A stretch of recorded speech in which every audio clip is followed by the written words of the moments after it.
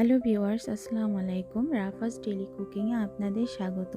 আজ আমি তৈরি করব ছোলার ডাল দিয়ে মুরগির মাংস ভুনা।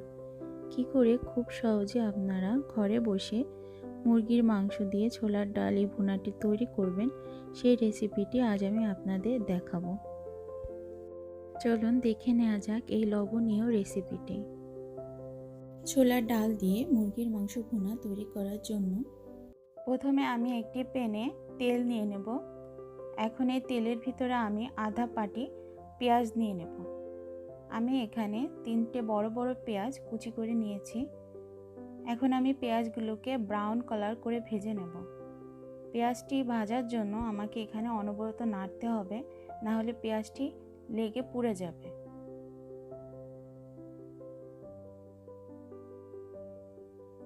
পেঁয়াজটি আমার ভাজা হয়ে গেছে। এখন আমি এর ভিতরে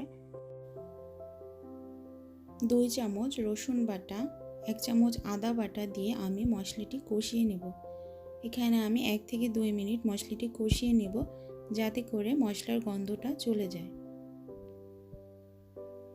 মশলাটি কষানো হয়ে গিয়েছে। এখন আমি এই পর্যায়ে 1 চামচ হলুদের গুঁড়া, 1.5 চামচ মরিচের গুঁড়া, 1 চামচ জিরার গুঁড়া ও 1.5 চামচ গরম মশলার গুঁড়া এবং স্বাদ অনুযায়ী লবণ দিয়ে আমি মশলাটি কষিয়ে নেব।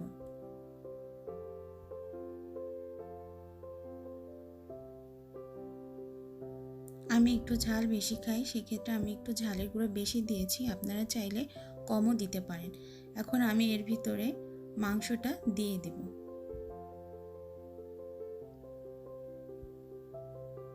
আমি এখানে 1 কেজি দেশি মুরগি নিয়েছি, আপনারা যে কোনো মুরগি দিয়ে করতে পারেন। আমি এখন এই মাংসটি কষিয়ে নেব।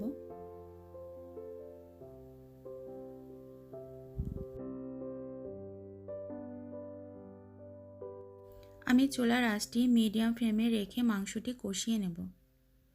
আমি 15 থেকে 20 মিনিট মাংসটি ভালো করে কষিয়ে নেব।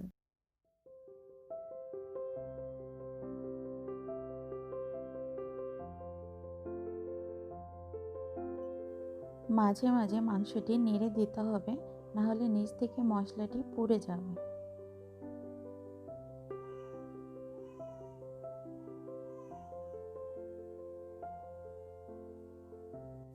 বিশ মিনিট হয়ে গিয়েছে। দেখতে পাচ্ছেন আমার মাংসটি পারফেক্টলি কষানো হয়ে গিয়েছে। মাংসের উপরে তেল ভেসে উঠলে বুঝে নেবেন আপনার মাংসটি পারফেক্টলি কষানো হয়ে গিয়েছে। এখন আমি এখানে বড় কাপের 1 কাপ ছোলার ডাল দিয়ে কষিয়ে নেব। আমি এখানে 3 থেকে 4 মিনিট ছোলার ডালটি মাংসের সাথে কষিয়ে নেব।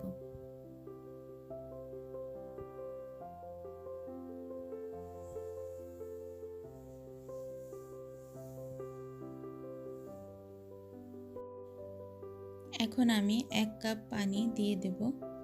আমি এখানে মিডিয়াম টু লো ফ্লেমে রেখে ছোলাটি সিদ্ধ করে নিব, সেজন্য আমি অল্প পানি অ্যাড করেছি।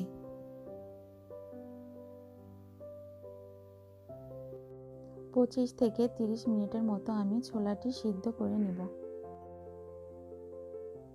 মাঝে মধ্যে একটু নাড়িয়ে চাড়িয়ে দিতে হবে, নইলে ছোলা একটির সাথে আরেকটি লেগে যাবে।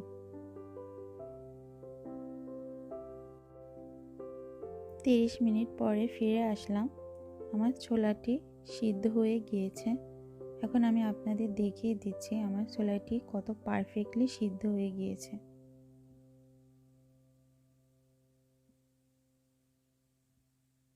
দেখতে পাচ্ছেন আমার ছোলাটি একদম সফটলি সিদ্ধ হয়ে গিয়েছে। তো বন্ধুরা, আশা করি আমার ভিডিওটি আপনাদের ভালো লেগেছে। যদি ভালো লেগে থাকে অবশ্যই এই রেসিপিটি আপনারা ট্রাই করবেন। আর যদি আমার রেসিপি আপনাদের ভালো লেগে থাকে তাহলে আমার চ্যানেলটি সাবস্ক্রাইব করে বেল আইকনটি প্রেস করে আমার সাথেই থাকুন।